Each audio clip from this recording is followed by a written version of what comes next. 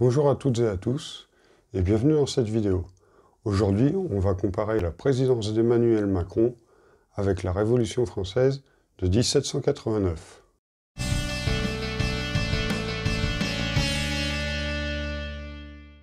Quand le mouvement des Gilets jaunes a éclaté, beaucoup d'entre eux ont fait le lien avec la Révolution française.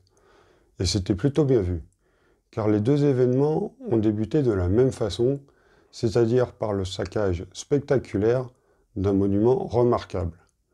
La prise de la Bastille en 1789 et la prise de l'Arc de Triomphe en 2018.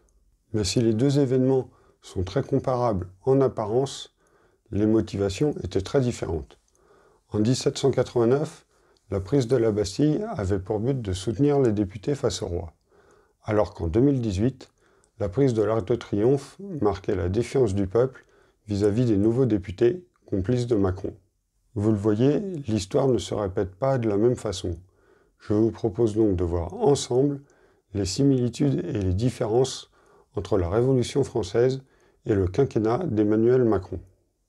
Pour cette vidéo, je me base sur le livre intitulé « Quand le monde a basculé, nouvelle histoire de la Révolution française », un livre qui se veut objectif et qui a été publié en 2015, c'est-à-dire avant Macron et les Gilets jaunes. D'abord les similitudes. Les élections de 2017 se sont passées sous le signe du dégagisme et du renouvellement politique. Ainsi, l'arrivée au pouvoir de Macron et de ses députés peut facilement être comparée à l'arrivée des élus du tiers-État en 1789. Ces élections de 2017 se sont faites au détriment du PS et de LR, un peu de la même façon que les députés du tiers-État ont prospéré au détriment du clergé et de la noblesse. D'un point de vue politique, ça fonctionne plus ou moins de la même façon. En haut, on a Macron ou le roi, en dessous, les ministres, et encore en dessous, les députés. Et sous Louis XVI, l'action politique sera très libérale et autoritaire, avec des réformes qui rappellent beaucoup celles menées sous Macron.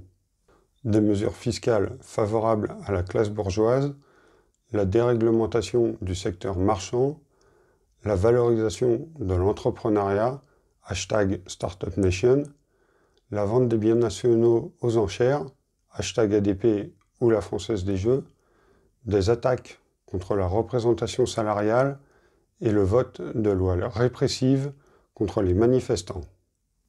Et c'est pas tout. La Révolution française et la présidence de Macron ont été marquées par de nombreuses actualités similaires. Des crises économiques à répétition, en l'occurrence des mauvaises récoltes sous la Révolution française, des manifestations permanentes, #les Gilets jaunes, un militantisme féminin très actif mais qui n'aboutira à rien, #MeToo, ou encore l'essor de nouvelles technologies très impactantes, c'est-à-dire l'imprimerie en 1789 et le numérique aujourd'hui. Enfin, dernier point commun et pas des moindres, la France de Louis XVI était à la fois en guerre civile et en guerre tout court avec les pays voisins. Aujourd'hui, comme l'a dit Macron, nous sommes en guerre. Mais nous ne sommes pas en guerre contre des pays voisins ou d'autres Français, nous sommes en guerre contre un virus qui a fait plus de 60 000 morts en France en 2020. Voilà donc à quoi ressemblait la Révolution française en 1792. Une situation qui rappelle beaucoup celle sous Macron, aujourd'hui, tout début 2021.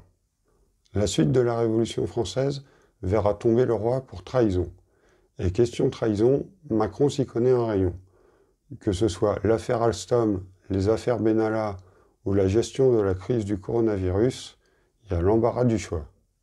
Mais si le roi est tombé, c'est parce que certaines conditions étaient réunies, alors que sous Macron, il y a encore pas mal de choses à bouger pour arriver à s'en débarrasser.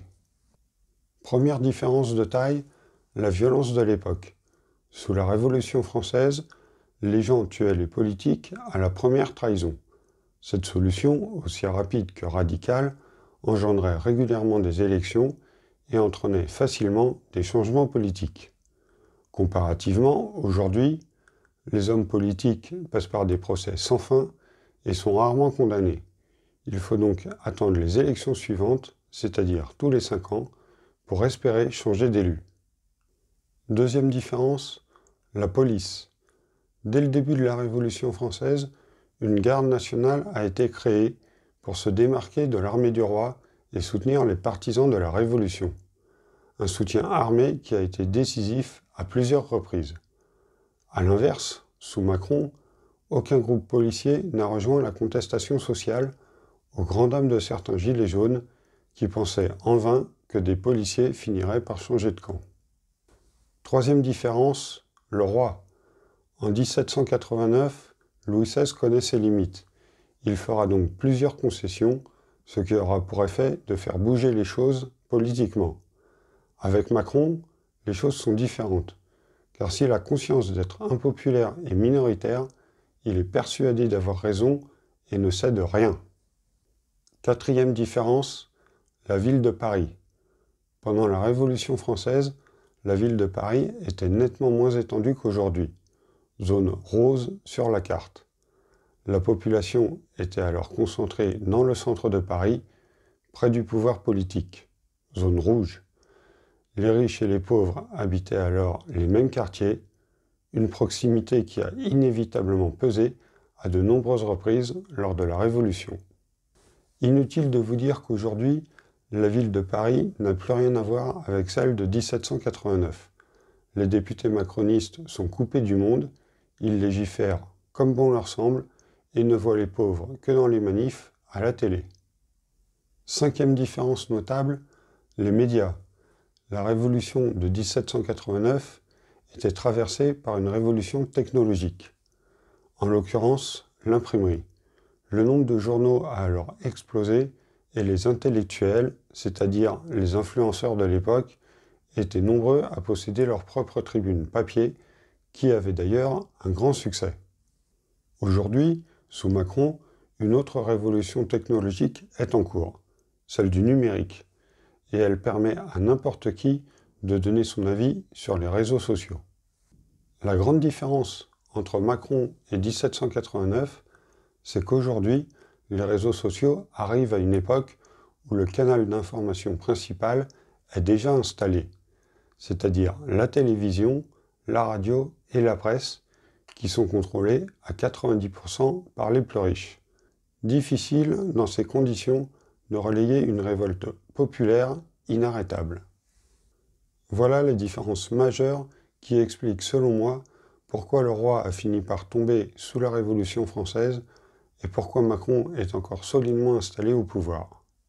Alors bien sûr, tout ce que je viens de dire là est très simplifié, mais les grandes orientations sont respectées. Pour ceux qui voudraient connaître plus en détail la Révolution française, je vous invite à aller sur la chaîne YouTube History, qui comprend plusieurs vidéos passionnantes sur le sujet. Voilà, cette vidéo est maintenant terminée. Merci de l'avoir regardée. Merci de me soutenir en mettant un pouce vers le haut ou en donnant votre avis dans les commentaires. Et je vous dis à bientôt pour de nouvelles vidéos. Ciao!